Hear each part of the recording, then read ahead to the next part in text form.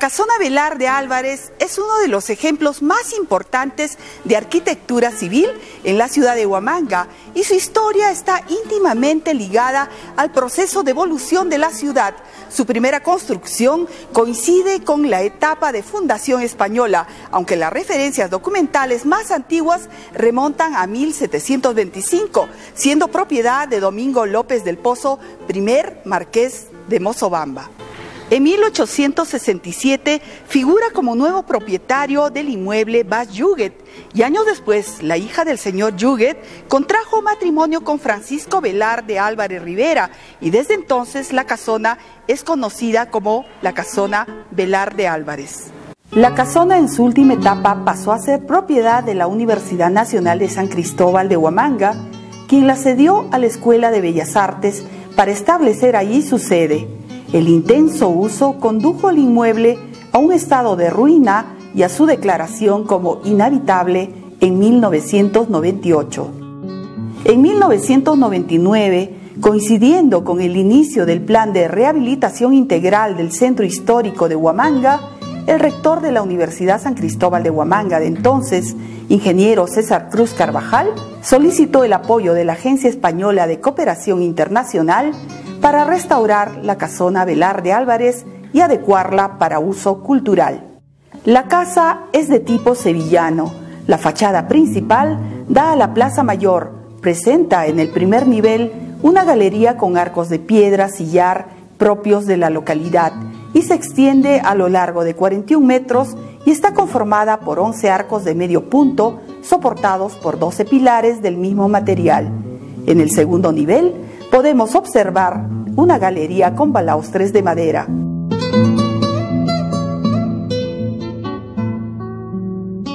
El ingreso principal está flanqueado por muros de cantería al estilo inca, que muestran un elaborado trabajo de ensamble lítico realizado por mano indígena, pero claramente ejecutado en época virreinal. Decimos esto por la forma del aparejo y la presencia de dos perforaciones en el muro pétreo que permitían atravesar un madero y asegurar la puerta principal, sistema propio de la época hispana. La puerta principal es de madera aliso, trabajada a mano, claveteada con adornos metálicos y sistema de goznes y quicio. A continuación de la puerta principal se abre el gran zaguán con un arco de piedra en medio que ayuda a soportar el entrepiso conformado por rollizos de aliso y molle que conducen al patio central.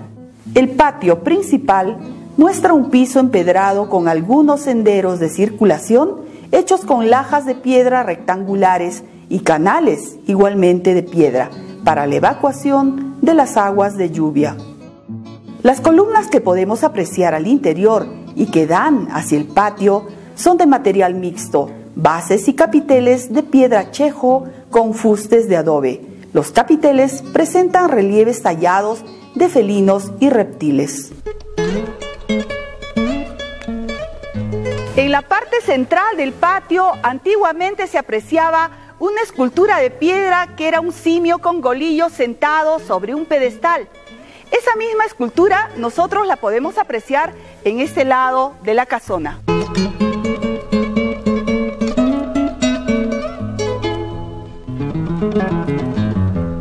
Este es el lado oeste de la casona Velarde Álvarez y podemos apreciar nosotros que en esta parte tenemos una base del muro de estilo inca.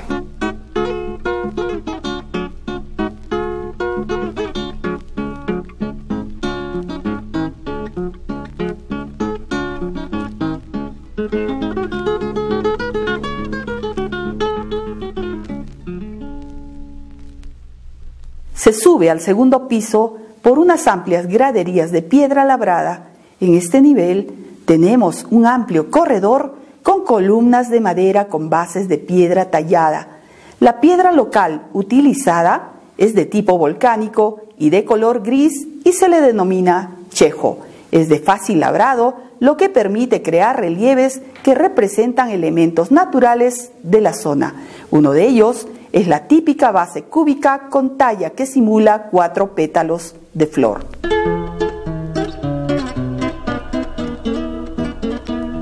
En el segundo nivel ingresamos a una gran sala familiar.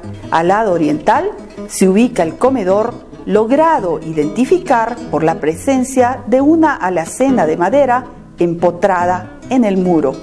En la parte de la galería superior con frente a la Plaza Mayor se puede observar un mural pintado que, gracias a la intervención en el año 2003 de las especialistas Katarzyna Kubriak y Gemma Ballesteros, hoy los podemos observar totalmente conservados. Presentan motivos florales con elementos repetitivos de jarrones y de aves.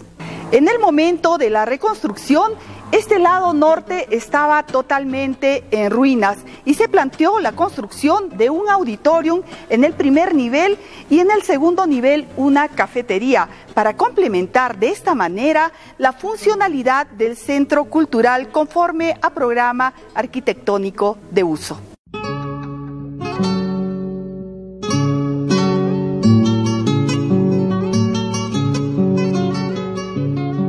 El Centro Cultural de la Universidad Nacional de San Cristóbal de Huamanga es un espacio estratégico que permite reflejar, proyectar y valorar la cultura, las tradiciones y las expresiones locales y simultáneamente de apertura hacia las nuevas corrientes y vanguardias culturales nacionales, contribuyendo a revertir la etapa de estancamiento y marginalidad cultural de la ciudad. Para TV Cultura UNSH, informó Pilar Rojas.